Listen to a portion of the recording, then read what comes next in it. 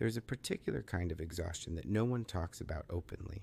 It does not come from working too many hours or sleeping too few nights. It lives deeper than that. It settles somewhere behind the eyes, somewhere in the chest, in that quiet space between one breath and the next. It is the exhaustion of a mind that never stops, a mind that wakes before you do, that rehearses conversations you have not yet had, that builds entire futures out of fears that have not yet arrived, that replays yesterday with the relentless precision of someone trying to solve a case that was already closed long ago. You know this feeling. You may be feeling it right now, even as you read these words.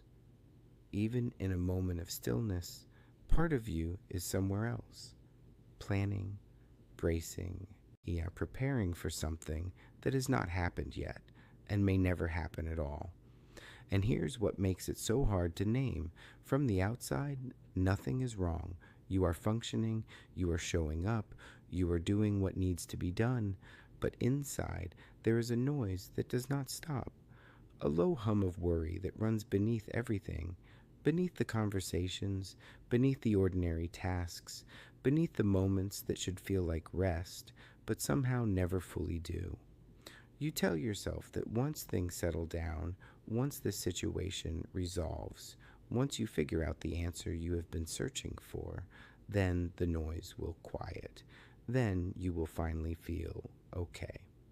But the settling never quite comes, and somewhere in the exhausted honesty of a quiet night, a question surfaces that you rarely allow yourself to ask out loud.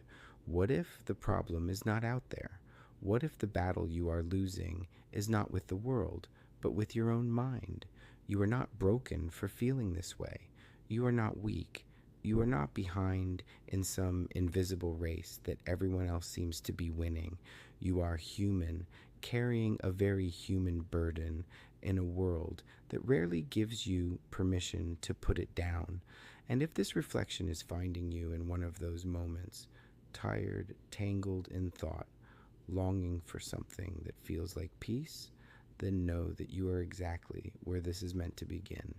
If you feel that this kind of quiet guidance speaks to something real inside you, consider subscribing so that more of these reflections can find you when you need them most.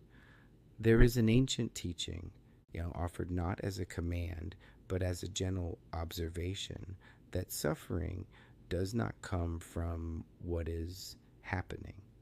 It comes from the resistance to what is happening. It comes from the mind's insistence on controlling what cannot be controlled, on predicting what cannot be predicted, on remaining in a state of permanent vigilance against a danger that, in most ordinary moments, is simply not there.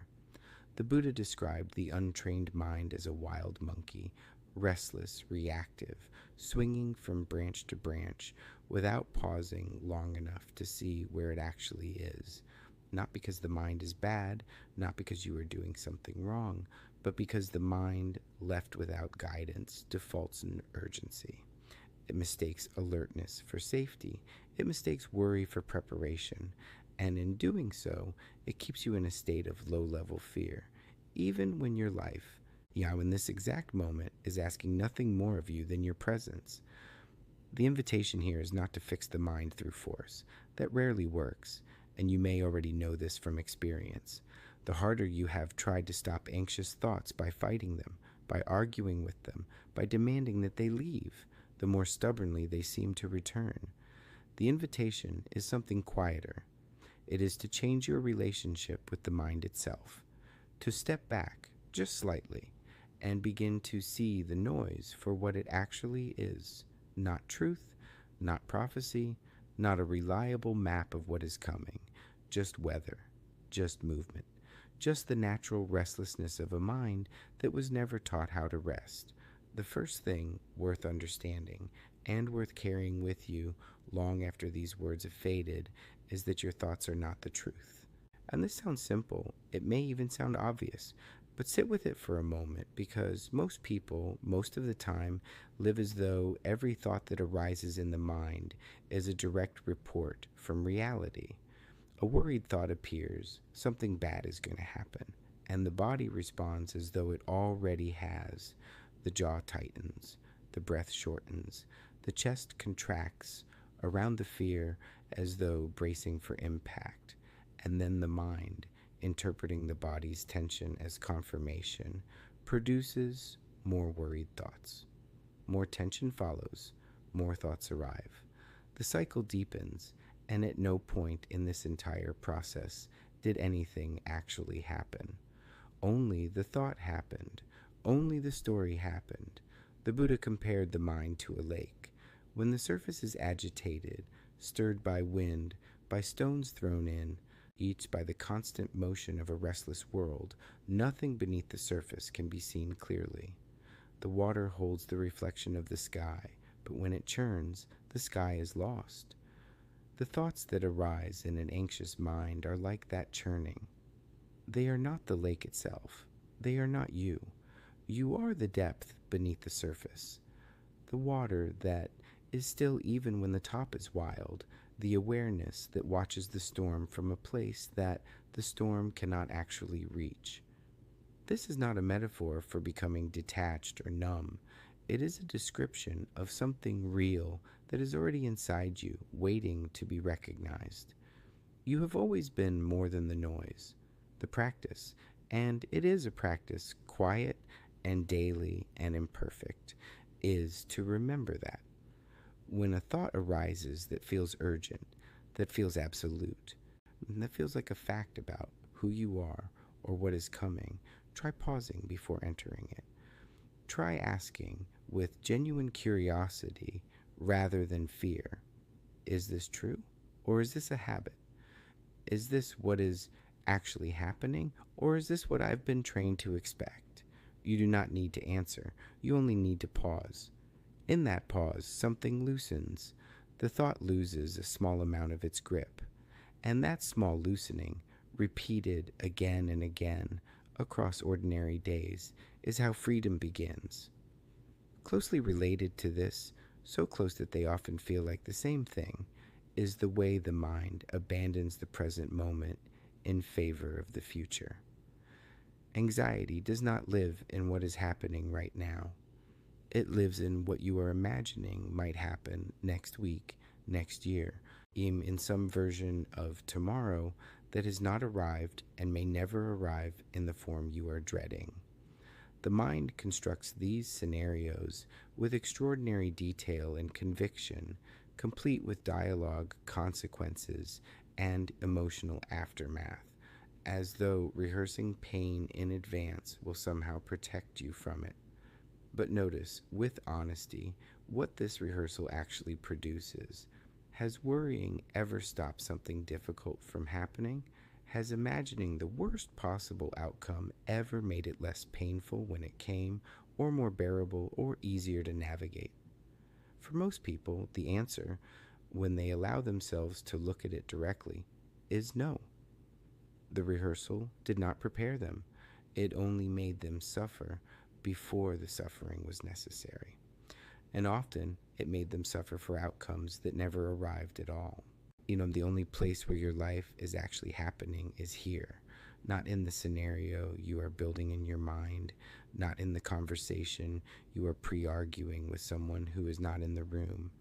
Here, in the feeling of the ground beneath your feet, in the temperature of the air on your skin, in the simple, undramatic fact of your breath moving in and moving out. This moment, exactly as it is, without anything added or improved, is where your life is located. The Buddha taught that the present moment is the only place where peace is available, not because the present is always pleasant, not because it is free from difficulty, but because it is the only thing that is actually real. The past is a memory. The future is a projection. This breath is what exists. And when the mind begins to accelerate, when you feel it pulling toward tomorrow's problems or last week's regrets, you do not need to fight it. You do not need to force it back into stillness. Simply ask with quiet gentleness, am I okay right now in this exact moment? Not tomorrow, not in the worst case scenario. Right now, in this breath, is there an emergency? For most people, in most moments, the honest answer is no. And that honest no is a doorway. Step through it as often as you can. Each time you return to the present, the pull of the imaginary future becomes slightly less powerful. The present becomes slightly more real, and slowly, gradually, the place where you actually live begins to feel like home. There is a third understanding that runs through all of this, and one that often meets resistance because it asks you to relinquish something that has felt for a very long time like protection. The need to control outcomes, the belief that if you can just think hard enough, plan carefully enough, anticipate every possible complication, then you can prevent the things that frighten you. This belief is exhausting, and deep down, you already know it is not working because the things that have hurt you most in life were rarely the ones you saw coming. They arrived sideways, from directions you were not watching, and no amount of preparation made them hurt less. The illusion of control does not protect you. It simply keeps you in a state of permanent effort, gripping something that was never fully in your hands to begin with. Imagine holding a fistful of sand. Open your hand flat, and the sand rests easily in your palm, whole and present. Close your fist, and it streams away through the gaps between your fingers. The tighter you grip, the faster it leaves. Life moves the same way. The things you love, the situations you are trying to manage, the people whose choices you are attempting to influence, they do not become more stable when you tighten your grip. They become less accessible, and you become more tired. The Buddhist teaching here is not indifference. It is not giving up. And it is not turning away from responsibility. It is learning to distinguish with honest clarity between what belongs to you and what does not. Your effort belongs to you. Your attention belongs to you. Your response, your presence, your intention in each moment, these are yours to shape. What another person decides. What the market does tomorrow, whether the thing you are hoping for arrives on the timeline you have set, these were never yours to hold.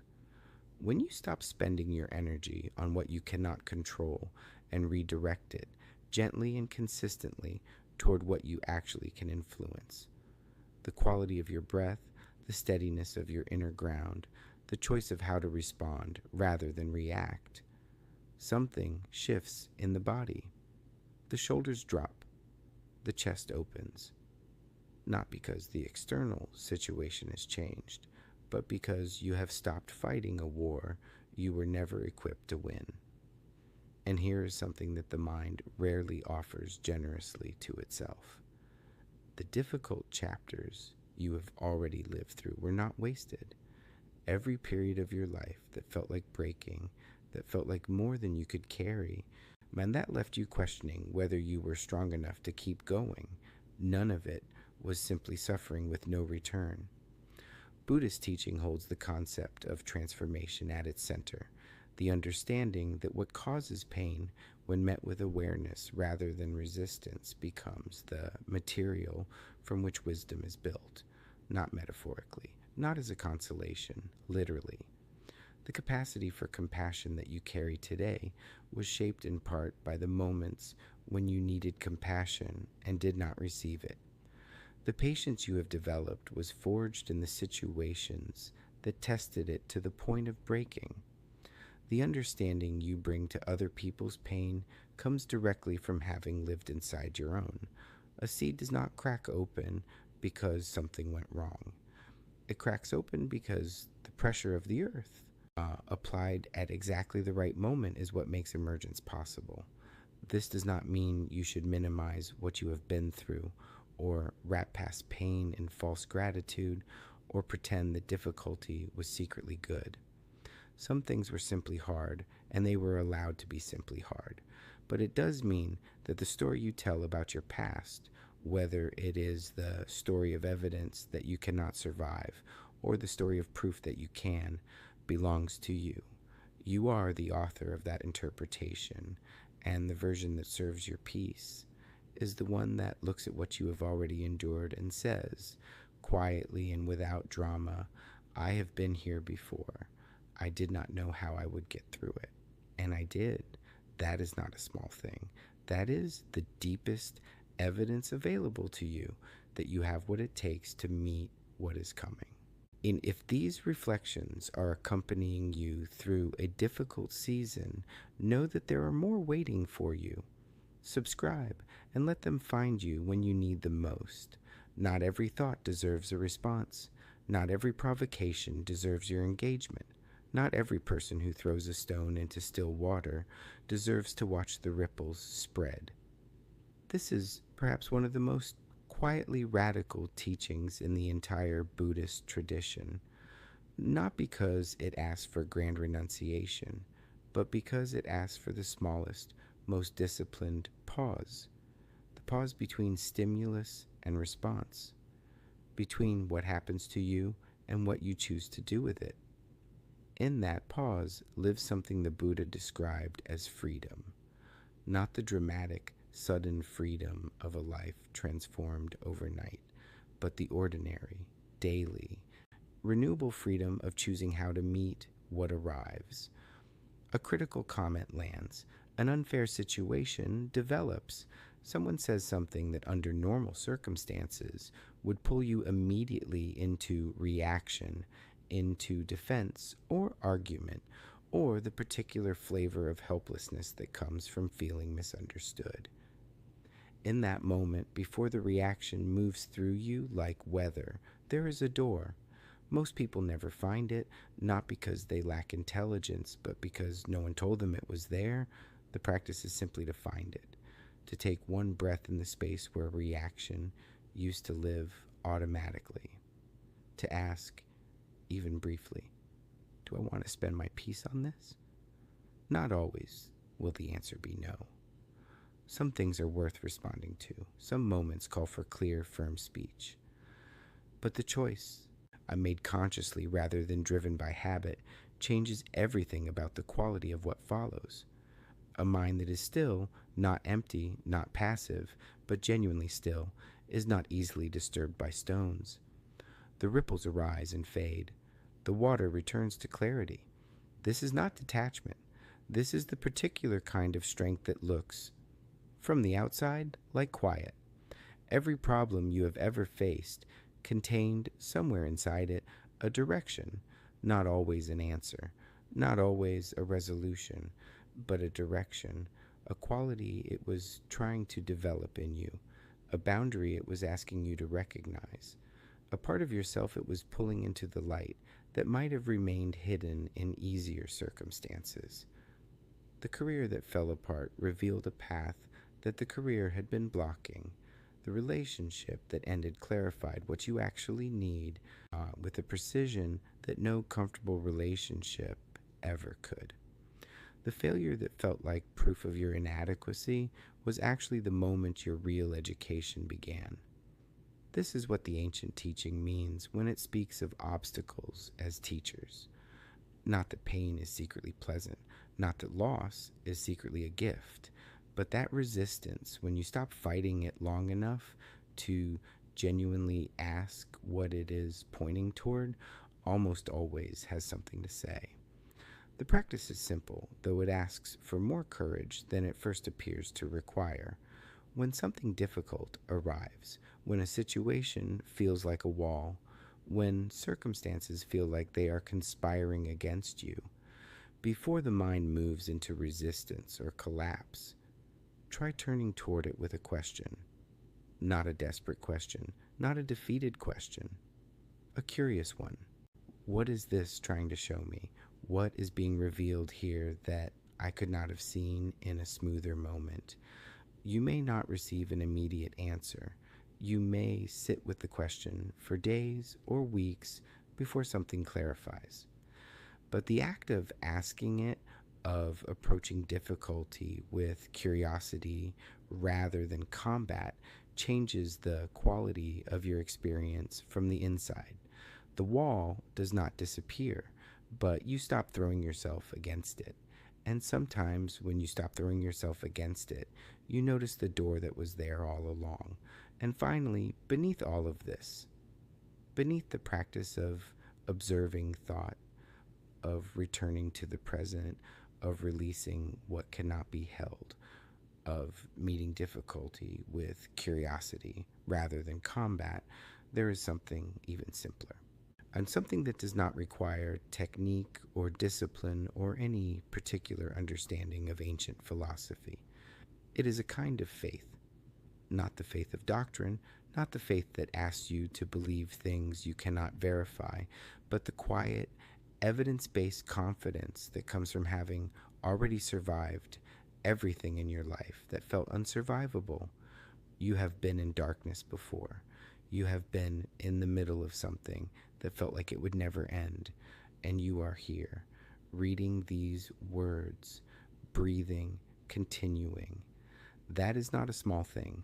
That is the entire foundation. The Buddha spoke of this as trust in the continuity of awareness, the understanding that you are not your circumstances, that the part of you that watches the storm is not made of storm material, and that the depth beneath the surface of the lake is unaffected by whatever moves across the top. Every time you have come through something difficult, you added another layer of evidence to a case you keep failing to consult. The case that says, I have been lost before, and I have found my way. I have been afraid before, and the fear passed. I have been in pain before, and I am still here. Use that. Let it be the ground you stand on when the next difficult thing arrives. Let it be what you return to when the anxious mind begins its rehearsals and its predictions and its insistence that this time things will not work out. You have been the proof again and again that you are more resilient than you believe. You do not need to manufacture confidence. You only need to remember what you have already survived. The peace you are looking for is not waiting in a future moment when everything has finally been resolved. It is available right now in the ordinary silence between one thought and the next, in the single breath you take before reacting, in the moment you look at your own history and say, honestly and without performance, I've made it this far. I can trust myself to make it further. May your mind grow quieter. May your grip on what cannot be held soften slowly and without force. May you find, in the middle of an ordinary day, the particular relief of being exactly where you are. And if this reflection brought even a small measure of that stillness into your day, subscribe and let this quiet companionship continue walking beside you.